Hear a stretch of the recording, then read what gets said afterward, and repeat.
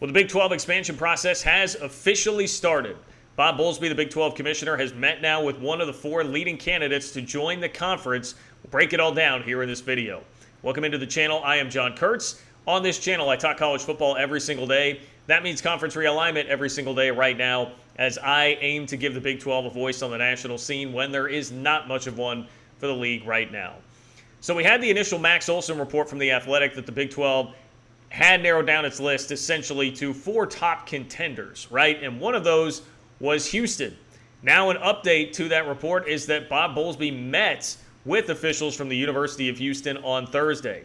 So here from the story, it says Big 12 Commissioner Bob Bowlsby paid a visit to Houston's campus on Thursday to meet with school officials and discuss potential Big 12 membership.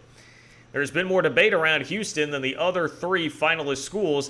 The Big 12 had previously been reluctant to embrace the school as an expansion candidate. One source said there now appears to be growing support for setting politics aside and accepting that inviting Houston is what's best for the conference's long-term strength. Okay, so a couple of things here.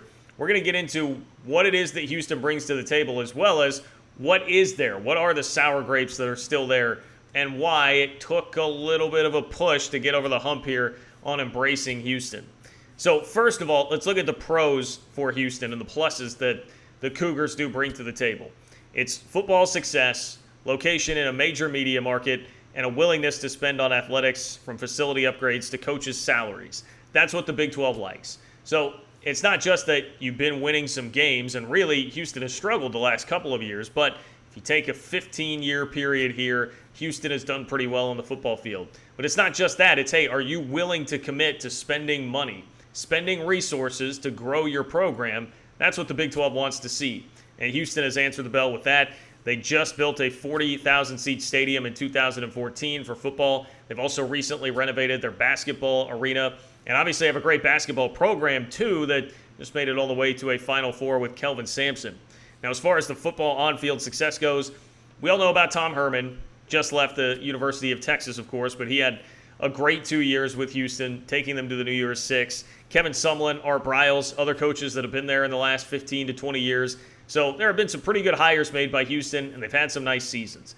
They also showed a willingness to spend on Dana Holgorsen as their head football coach, a former West Virginia head coach, obviously, who left West Virginia to come to Houston. Now, things have not gone well on the field. They're only 7-13 in the 2 years under Holgorsen. Don't know how much you can hold last year against them. It was a bit wild for Houston with COVID, but either way, they have shown that they'll go get big-time coaches, at least big-name coaches, and pay for them. Between Dana Holgorsen and Kelvin Sampson, those are big-name, big-price tag coaches.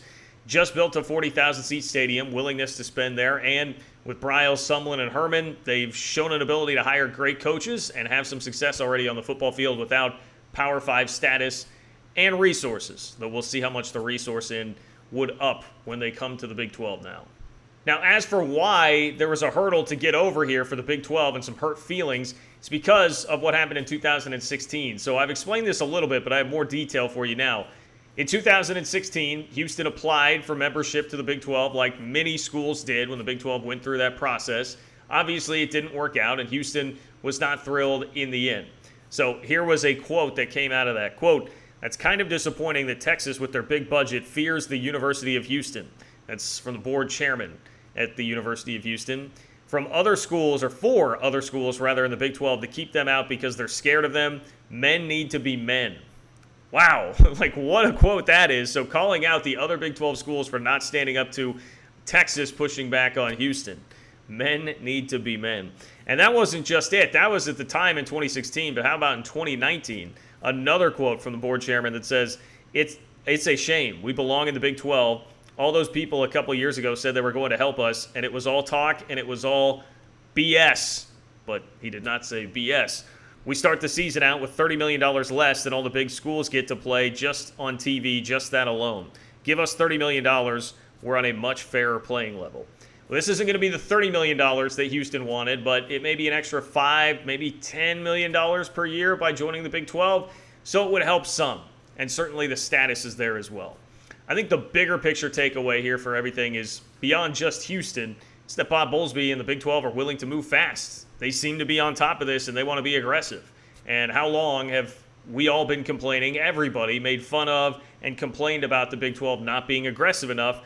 This is a move that suggests the Big 12 is going to try and move quickly. From the article, if athletic directors and presidents of the league's 8 remaining members can reach a consensus on which members to invite, sources believe it's possible the process could move faster than initially anticipated. So I take this as a positive sign for most of you out there that have had your frustrations with Bob Bowlsby. I don't see how you could take it as anything but a positive sign right now that he's already on the move. So there's the latest update on Big 12 expansion. I'm going to be hanging out this weekend at Jerry World in Arlington, so you can keep up with me on Twitter at JL Kurtz. I'll be following all the Big 12 football action as well this weekend. You know that I've got your back on that. Also, follow me on TikTok, John Kurtz Show. I actually got a TikTok out there, okay? I promise. John Kurtz Show on TikTok. Let's get that going. Instagram, John Kurtz Show as well. I appreciate all of you guys watching the channel here. You can find more in the description of this video. Take care, and I will talk to you soon.